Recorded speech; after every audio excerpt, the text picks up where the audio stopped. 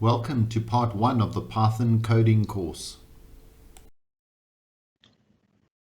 Now, in terms of coding, there are two different types of programs that can be written.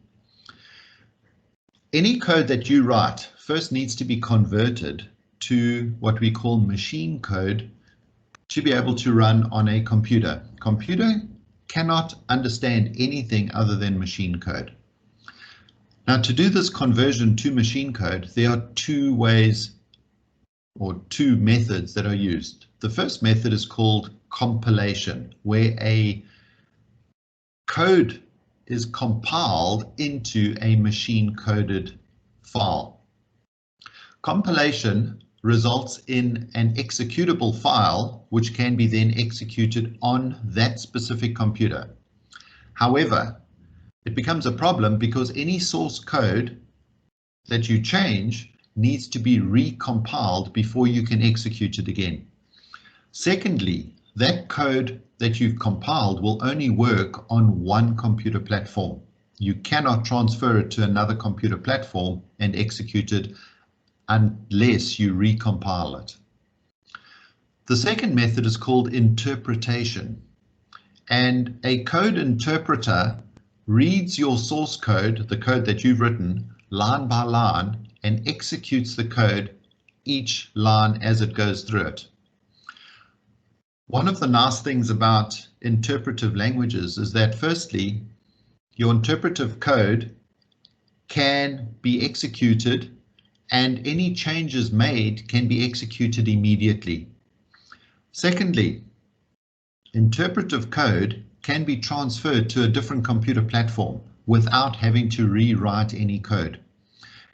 And Python is an example of an interpretive language.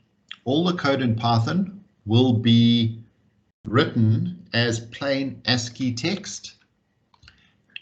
Basically, it is a text file with a .py extension. And Python is an interpreter which then will go through your file line by line and execute it as you go. This means that you can run Python on a Windows operating system, you can run it on an Apple Mac, you can run it on Linux, a Unix machine, RISC operating machine, and the original code that you wrote, the original Python file, will be able to be executed on any one of those platforms without modification. And this makes it extremely powerful.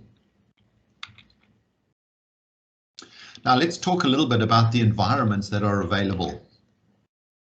When Python 3 is installed on your machine, on the link to the website, my online course, there is a link to Python, so you can go and go directly to Python and download it if you want. So when you install Python 3, it comes with a very basic IDE called idle, IDLE. Now, I honestly don't recommend idle for most of our work because it is far too basic. It doesn't give you any help with anything. It allows you to write code and run it, and that's about it. Secondly, when you install Python 3, there are a lot of additional libraries or modules that we are going to need for our course. Things like, you won't understand this yet, but NumPy, Matplotlib, math, time, serial, and so on. These libraries are not installed by default when you install Python 3. They have to be installed separately. Now, because of this, I honestly suggest that you use a different IDE. So once you've installed Python 3, I then recommend that you go to Google and do a search for the Anaconda environment, and that will take you to a website where you can download a complete programming environment called Anaconda. Inside Anaconda, there are many different scientific programs installed, but two of them that are available are called Spider, which is a Python IDE, and a second one called Visual Studio Code, which can be used for Python as well. What's nice about the Anaconda environment is that when you install it, all the libraries that you need are automatically installed as well. So you don't have to go hunting for other libraries and install them all individually. They'll all get installed for you. In terms of my lectures, however, I am going to be using something slightly different, which is called a Jupyter Notebook. Now, Jupyter Notebook is a Python environment, but one that runs in my web browser. And the reason I do this is because it allows me to enlarge the text, and it allows me to put in normal text embedded in my code when I'm writing notes. So basically I can write code, I can run the code, and I can write notes as demonstrations for you.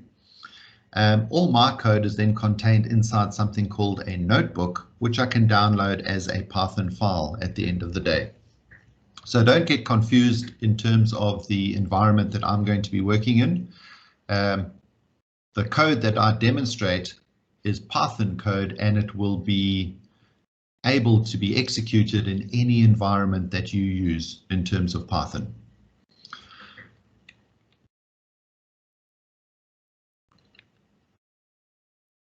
Now, if you don't have your own computer, there are also options for you to run Python code in a web browser.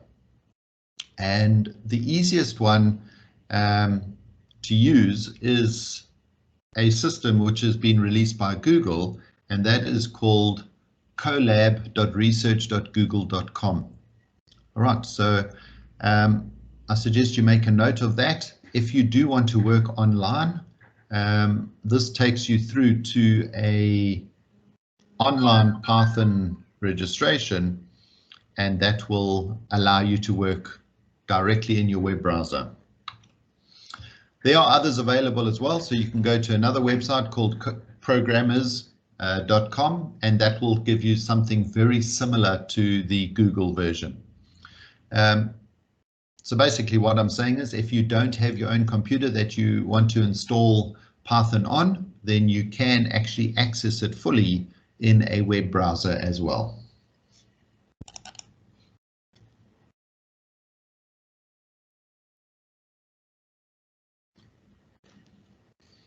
I'm just loading up Anaconda Navigator again.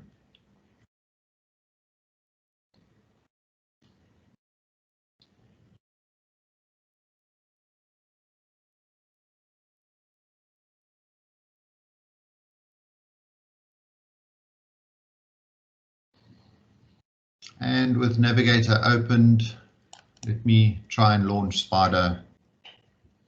So you can see Spider version 4 is being installed, sorry, not being installed, being loaded into memory.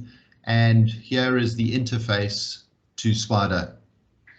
Now, what is nice about working in Spider is that it doesn't use the standard Python kernel. It uses something called an interactive Python kernel, which is something that you can't mess up, which is quite nice. It is based on Anaconda, and even if your computer crashes for any reason, you're not going to lose any work, which is very nice. In terms of the interface, on the left-hand side in Spider is where you will be writing any of your code. So you can type in statements here,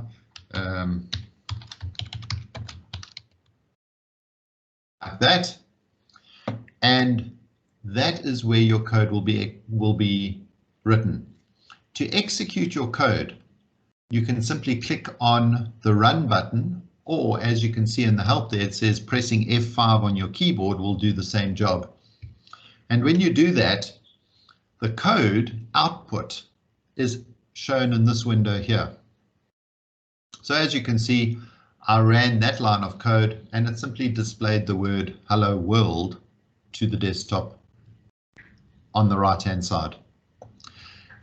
On the right-hand side in the top window, we have a window which shows you various items. Firstly, you can see help. Secondly, there is something called a variable explorer. So every time you create a variable, it will tell you various information about that variable. And thirdly, you can view plots. We'll get to that later on in the course. and any files that you've got. So it's got a file explorer here as well. And that is quite handy. So these are all my Python files, for example, that I've created in folders. All right, so that is the Spider interface. As I said, I strongly suggest you work in this interface if you can. It is definitely the easiest one to work around. Now, in terms of me, I'm going to be using Jupyter. And if I launch Jupyter, hopefully it works this time. You can see it takes me straight to my web browser, and it takes me to a section showing me my files again. So what I'm going to be doing in here is I will create a new Python 3 file, and that will come up with an interface. It's very basic, but you can see that we have lines where we type code, and I can type my normal code in here, print hello world. And if I press enter, I can then carry on and type more and more code. Okay, I'm just going to put a comment in here, some more code here, and so on. If I want to now execute that, I simply have to press Shift Enter, and this code that I typed in that code box is executed, and the output is shown directly underneath it. So this is the environment that I'm going to be working in, only because I've got control over the size of the text. I can make it larger so you can see it, and I can go through line by line and show you how the code actually executes. If I do want to download my code from here at the end, at the moment this is something called a Jupyter Notebook. I can go to File, Download As, and I can ask it to download a Python file, and it will then download all my code I've written as a .py file, which is Python. That can then be executed on any other platform in a Python environment. So this is my Jupyter Notebook, Jupyter Server, which I will be using for most of my classes.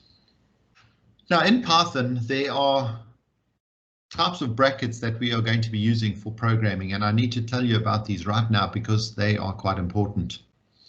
Every type of bracket has got a specific meaning and a specific function in Python, as it has in any other programming language. And these brackets have got specific names, and I'm going to be using the actual real names for them.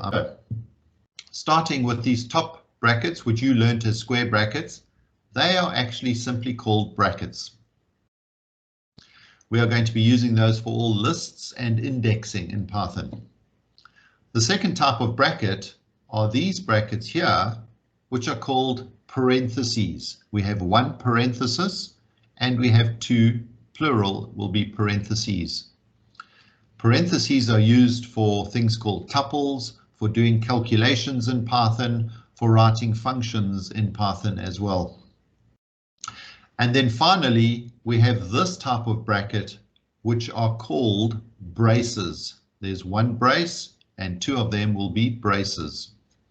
And braces are used for all dictionaries and for sets, creating sets and dictionaries in Python.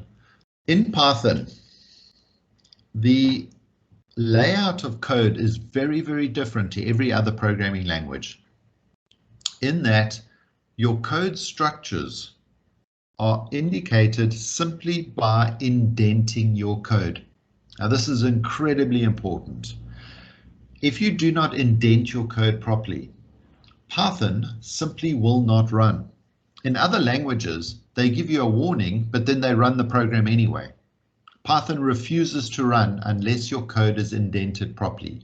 Again, when I'm typing my code, I will indicate to you when the code is indented and when it is not. And you need to be very specific with your indentation. All code that belongs in a specific block needs to be indented by exactly the same amount. And according to the Python rules, one indentation is equivalent to one tab stop on your keyboard or 4 spaces. I suggest you don't use spaces because you might make a mistake and put 3 or 5 in there. The one tab stop is a lot easier to use.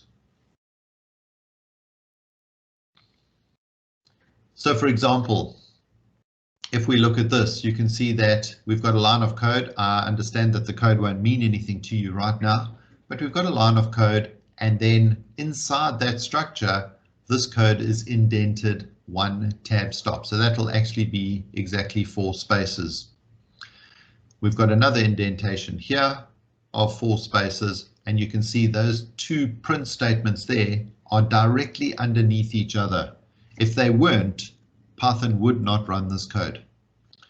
If we look at the second example, we've got another block of code here, and you'll notice that this block of code is all indented by exactly the same amount, which means that it is all belonging to the same code block. This last line of code down here is now not indented, it's pulled out of the block, which means that that is the first line of code that does not belong to this indented code block. So Python doesn't use any fancy types of brackets to indicate blocks of code. Indentation is used only to indicate block code.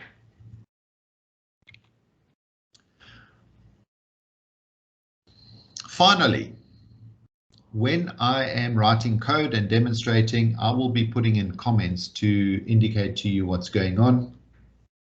Any comment in Python starts with a single hashtag. When typing in a comment, you type a hashtag and then a space, and then the comment will actually appear.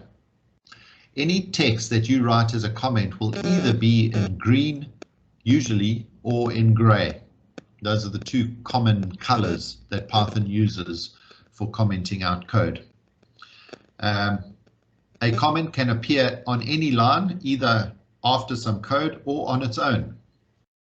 But any text that you write after the hashtag will be completely ignored by the Python IDE and the Python interpreter.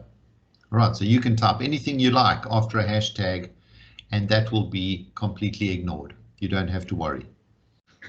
The final thing to talk about is, again, from this document called PEP8 in Python, and this deals with how you can name certain things. Now, I understand that a lot of this won't make sense to you right now, but I need you to refer back to this page over and over again when you are writing code. So basically, according to PEP8, if you are creating a variable in Python, all variables start with a lowercase letter. A variable, firstly, does not start with a number. It always starts with a letter, and that letter has to be lowercase. And then you've got 2 options. Either it's all lowercase, but if your variable consists of multiple words, then any subsequent word after that will start with an uppercase. So here, the next word starts with a capital W. The third word, lowercase, starts with a capital L. But the variable itself starts with a lowercase letter. The other option of creating a variable is to start with an underscore, and then each word is separated by underscores. I do not like this method because it gets very confusing later on when we create functions, and functions also use underscores. So for my course, I'm going to be using variables using this first method. Any constant you create, a constant is something like acceleration due to gravity or pi. Those are values that will never change. All constants are created using uppercase letters. All right, so constants do not ever get a lowercase letter, and this allows us to easily identify them in our code. And then, as I've said, when we create functions later on, this will be towards the end of the course, we will create our function names, which are separated by using underscores. Again, This allows us to identify them very easily in our code simply by looking at the code window.